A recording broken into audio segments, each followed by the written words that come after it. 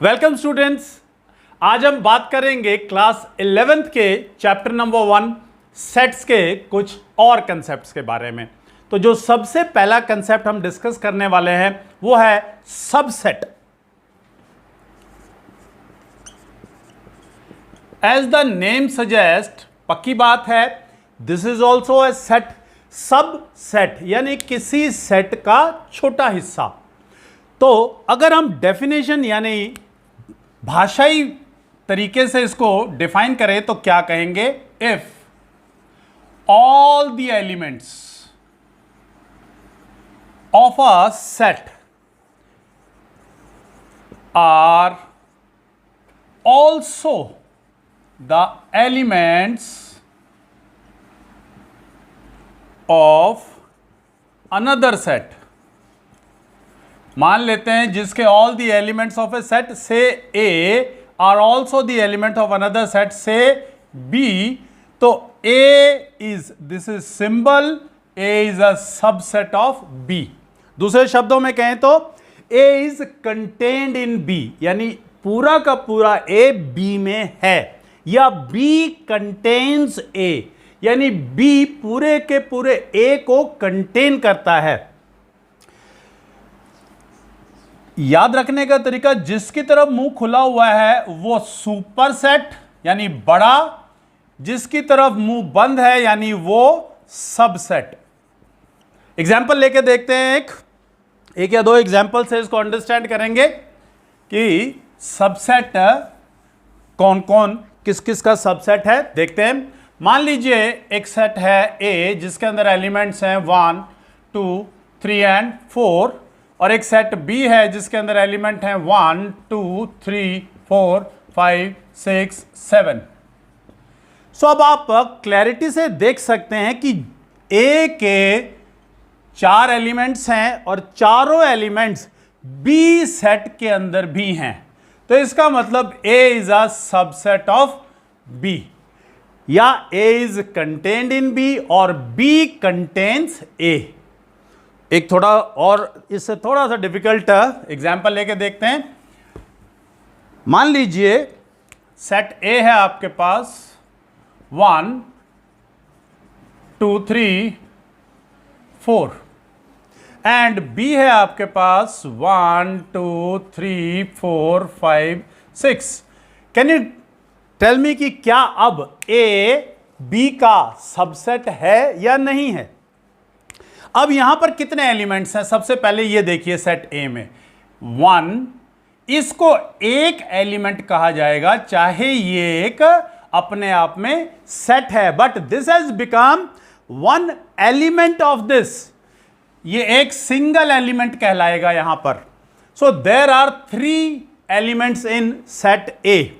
अब इसके अंदर जिसका पहला एलिमेंट है ये रहा, ये एलिमेंट भी है, लेकिन ये एक एलिमेंट के तौर पर यहां नहीं है, यहां पर 2 डिफरेंट एलिमेंट्स के तौर पर है ये। तो इस केस के अंदर A is not subset of B, A B का सबसेट नहीं है यहां पर।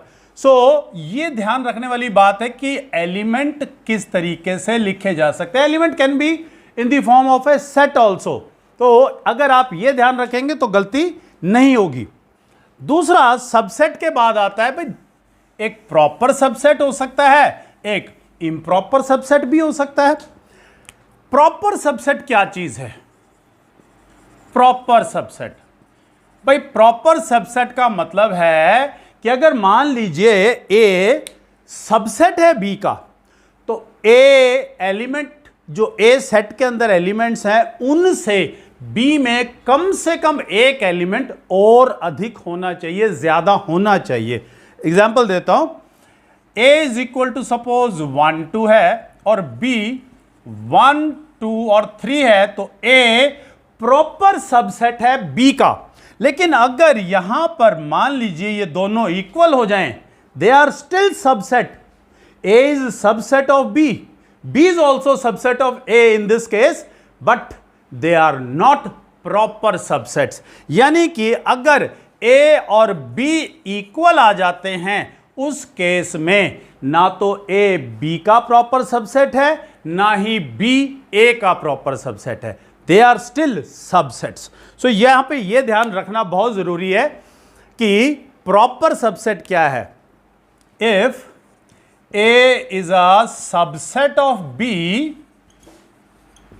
then B must have at least one element more than A, then A is proper subset of B।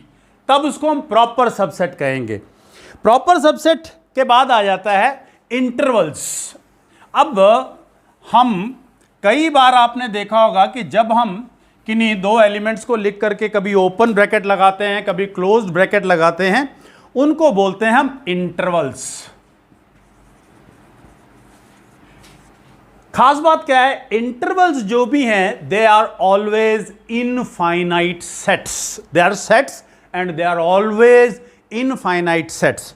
तो पहला बात करते हैं what are open intervals. Open interval, अगर मैंने कहा सपोज 1,3 और ये ओपन ब्रैकेट लगा दी, ये ओपन इंटरवल है। मैं आपको नंबर लाइन पे आपको दिखाना चाहता हूं ये कैसा नजर आएगा। ये है -∞ टू +∞। सपोज यहां पर 1 है आपका, यहां पर 3 है। तो जब ओपन इंटरवल को कभी आपको नंबर लाइन पर रिप्रेजेंट करना हो तो आप कैसे करेंगे, 1 पे एक गोला लगाइए और 3 पे एक गोला लगाइए और इसके बीच जो स्पेस है उसको डार्कन कर दीजिए। इस बात का मतलब यह है कि 1 इंक्लूड नहीं है और 3 भी इंक्लूड नहीं है, लेकिन 1 से लेकर के 3 तक जितने भी रियल नंबर्स हैं they are the elements of this set.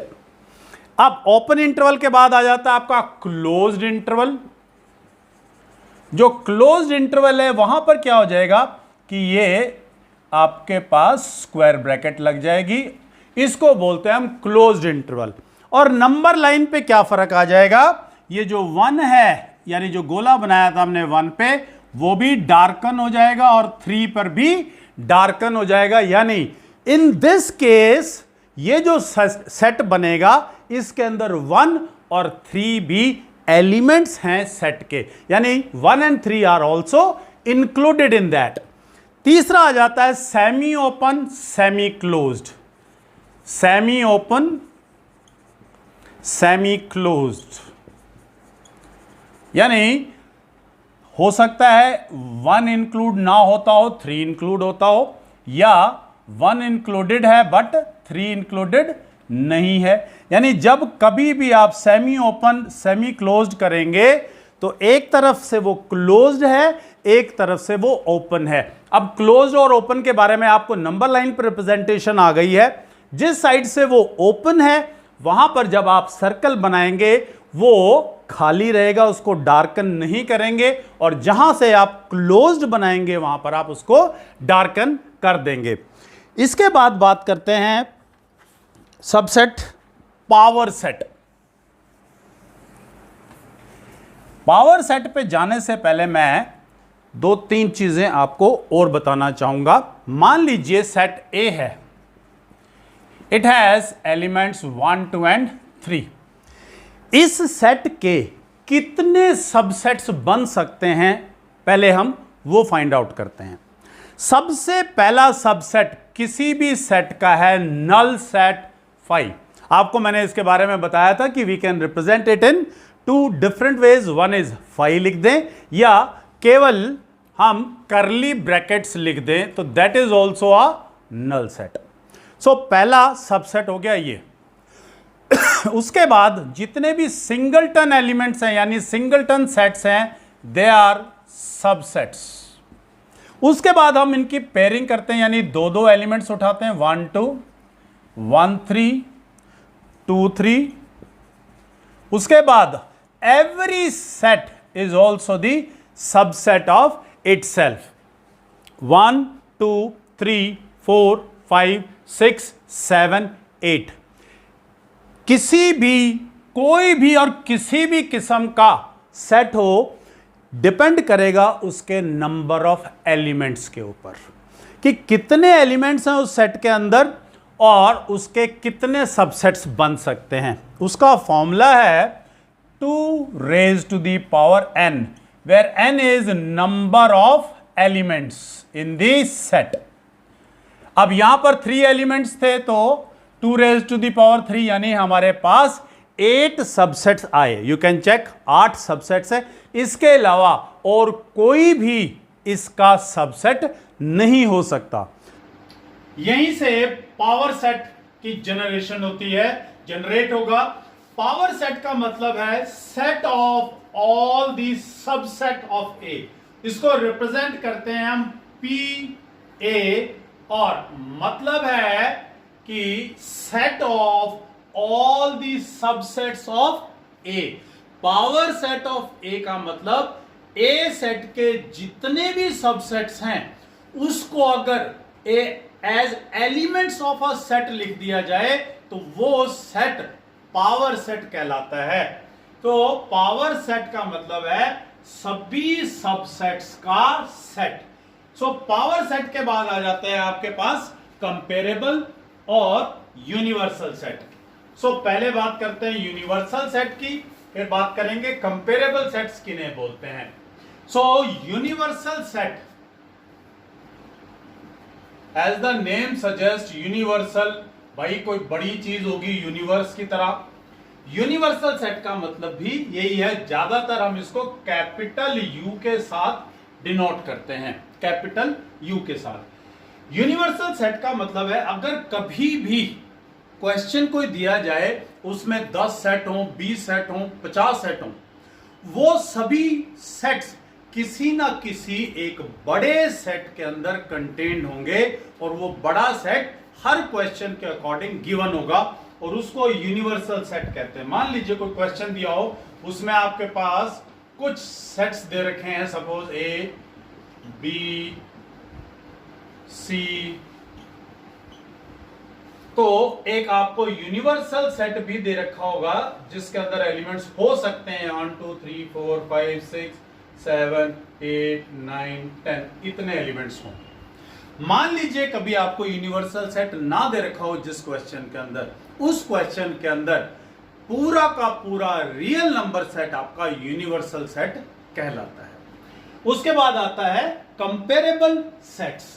नाम कंपेरेबल यानी जिनको हम कंपेयर कर सकें, एक दूसरे के साथ चेक कर सकें कौन बड़ा कौन छोटा, कंपेरेबल,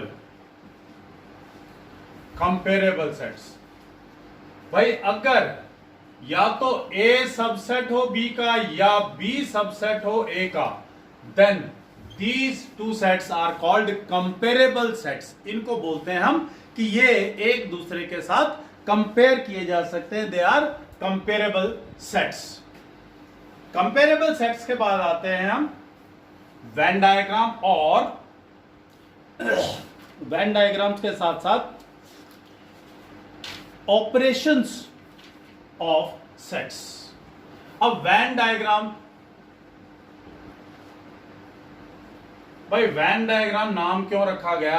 एक मैथमेटिशियन हुए ब्रिटिश, जॉन वेन, उन्होंने सेट्स को सिंबॉलिकली रिप्रेजेंट करना सिखाया, बताया, डिस्क्राइब किया, तो इसलिए अब इन सिंबल्स का नाम ही वेन डायग्राम्स रख दिया गया है। मान लीजिए जब कभी भी आपको किसी सेट को दिखाना है तो ये रेक्टेंगुलर बॉक्स है, ये हमारा यूनिवर्सल सेट को रिप्रेजेंट करेगा और ऐसे सर्कल्स हमारे किसी सेट को रिप्रेजेंट करेंगे। कि मान लीजिए सेट ए है, ये एक यूनिवर्सल सेट का पार्ट है। अब इसी के अंदर ऑपरेशंस के साथ मैं आपको इनके सिंबल्स यानी वेन डायग्राम्स भी साथ साथ बना करके दिखाऊंगा। सबसे पहले बात करते हैं union of sets. Union of sets, union मतलब इकट्ठा होना, तो यहां पर भी, और यूनियन का सिंबल क्या है? ऐसा यू। सपोज आपके पास सेट ए है 1 2 5 6, सेट बी है आपके पास 2, 6, 8 and 10 and you want A union B. A union B का मतलब यहां पर आपके पास इन दोनों सेट्स के सभी एलिमेंट्स लिख दिए जाएं, और आपको मालूम होगा जब हम सेट लिखते हैं तो कोई भी एलिमेंट हम रिपीट नहीं करते हैं, तो वी विल नॉट रिपीट जो दोनों के अंदर एलिमेंट्स हैं। तो जैसे यहां पर फिर आपके पास आ गए 1, 2, 5, 6, 8 एंड 10। इसी चीज को वेन डायग्राम से हम कैसे दिखाएंगे? ये आपका हो गया यूनिवर्सल सेट, ये आपका सेट ए, ये सेट बी, ए बी। अब इनमें दोनों के अंदर जो एलिमेंट्स सेम है वो कौन कौन है? 2 है और 6 है, और इसके अंदर 1, 5। तो सेट ए के अंदर आप एलिमेंट्स दे सकते हैं 4 आगे 1, 5, 2, 6। सेट बी के अंदर एलिमेंट्स आ गए आपके पास 2, 6, 8 और 10। और ए यूनियन बी जो हुआ, ये पूरा का पूरा ए यूनियन बी हुआ, यानी इसके अंदर सारे एलिमेंट्स जो आ गए that is A union B. So ये रिप्रेजेंटेशन हो गई यूनियन ऑफ टू सेट्स की। दूसरा ऑपरेशन जो सेट्स के ऊपर लग रहा है दैट इज इंटरसेक्शन, यानी दो सेट्स आप एक दूसरे को कैसे कट करते हैं। Intersection of sets. अब ये यूनियन और इंटरसेक्शन 2, 3, 4, 5 कितने भी सेट्स की हो सकती हैं, हम दो के साथ रिप्रेजेंट कर रहे हैं। सपोज सेट ए है आपके पास 1, 2, 5, सेट बी है आपके पास 1, 3, 7, 8। अब इंटरसेक्शन रिप्रेजेंट करा जाता है उल्टे यू की तरह से, ए इंटरसेक्शन बी। इंटरसेक्शन मतलब इन दोनों में जो भी एलिमेंट कॉमन है दैट इज कॉल्ड इंटरसेक्शन। तो इसके अंदर एक ही एलिमेंट कॉमन था, सो ये आ गया intersection B is equal to 1। अगर इसको वेन डायग्राम से आपको शो करना चाहें तो सपोज ये सेट ए, ये सेट बी, ए बी, तो दोनों में जो कॉमन था वो था 1, यहां था 2, 5, यहां था 3, 7 और 8। सो जो इंटरसेक्शन है this is the intersection of two sets, जो दोनों में कॉमन पार्ट है that is called the intersection of two sets. Intersection और यूनियन की प्रॉपर्टीज के बारे में बात करता हूं और फिर बाकी और ऑपरेशंस के बारे में भी बात करेंगे। पहले इन दोनों ऑपरेशंस की कुछ प्रॉपर्टीज के बारे में बात करते हैं। पहली कहता है ए यूनियन बी और बी यूनियन ए, एक ही बात है। याद करिए ये कौन सी प्रॉपर्टी थी? दिस वाज कम्यूटेटिव प्रॉपर्टी, कि अगर ए को बी के साथ हम मल्टीप्लाई और ऐड करते थे, जब commutative property of addition multiplication कहते थे, तो यहां ये commutative property of union of two sets है। A union B, B union A के बराबर ही है। उसके बाद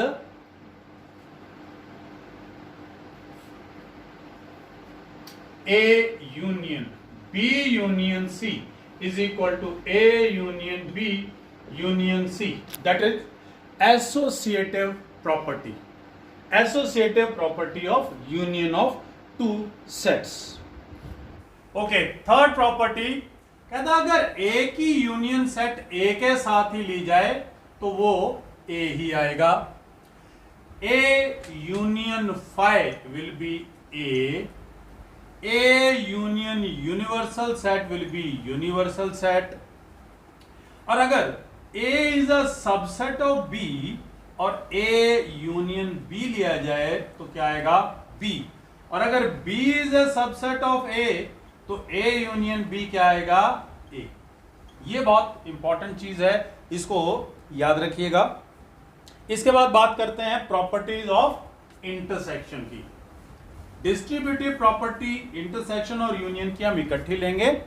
सबसे पहले इंटरसेक्शन की properties, A intersection B is equal to B intersection A, यानी this is also commutative. Next, A intersection B intersection C, A intersection B intersection C, associative. अगर A का इंटरसेक्शन A के साथ ही लिया जाए तो क्या आएगा? A। अगर ए का इंटरसेक्शन फाई के साथ लिया जाए तो क्या आएगा? फाई। अगर ए का इंटरसेक्शन यूनिवर्सल सेट के साथ लिया जाए तो क्या आएगा? ए। अगर ए सबसेट है बी का और ए इंटरसेक्शन बी लिया जाए तो आएगा ए, और अगर बी सबसेट है ए का और ए इंटरसेक्शन बी लिया जाए तो आएगा बी। ये बहुत इंपॉर्टेंट प्रॉपर्टी है, ये याद रखने की जरूरत है। बात करते हैं distributive property of intersection and union. कहता है ये डिस्ट्रीब्यूट कैसे होते हैं, मतलब अगर मैं A union B intersection C लूं तो ये किसके इक्वल आएगा? ये आएगा A union B intersection A union C. और इंटरसेक्शन कैसे डिस्ट्रीब्यूट होता है? A intersection B union A intersection C. ये हो गई इनकी डिस्ट्रीब्यूटिव प्रॉपर्टी। उसके बाद दो और कंसेप्ट्स यानी ऑपरेशंस के बारे में बात करने वाला हूं मैं। One is difference of two sets, यानी ए माइनस बी का मतलब क्या है। यहां पर मान लीजिए आपके पास एक सेट है ए 1 2 3 और एक सेट है बी आपके पास 2 3 4 5। ए माइनस बी का मतलब है ए में से वो एलिमेंट्स निकाल दीजिए जो बी में भी हैं। तो यहां पर a माइनस बी आपके पास आएगा केवल सिंगलटन एलिमेंट 1, क्योंकि 2 3 इन दोनों में थे वो हमने हटा दिए। सो अगर इसको वेन डायग्राम के तौर पे देखें तो ये आपके पास है सेट A, ये आपके पास सेट B, दोनों में जो कॉमन था दैट वाज 1, यहां था 2 3, यहां था sorry not common, 1 was not common, इसमें 2 3 is common, 2 3 and it was 1 4 and 5। तो जब a माइनस बी का मतलब हमारे पास ये है a minus B, this part is a minus B. और अगर b माइनस a लेना होता तो b minus a was this part only, यानी अगर b माइनस a लिखो इसके अंदर से तो क्या आपके पास आएगा 4,5। ये आपके पास हो गया डिफरेंस ऑफ टू सेट्स। एक और बात, कॉम्प्लीमेंट ऑफ अ सेट का मतलब क्या है? Complement of a set,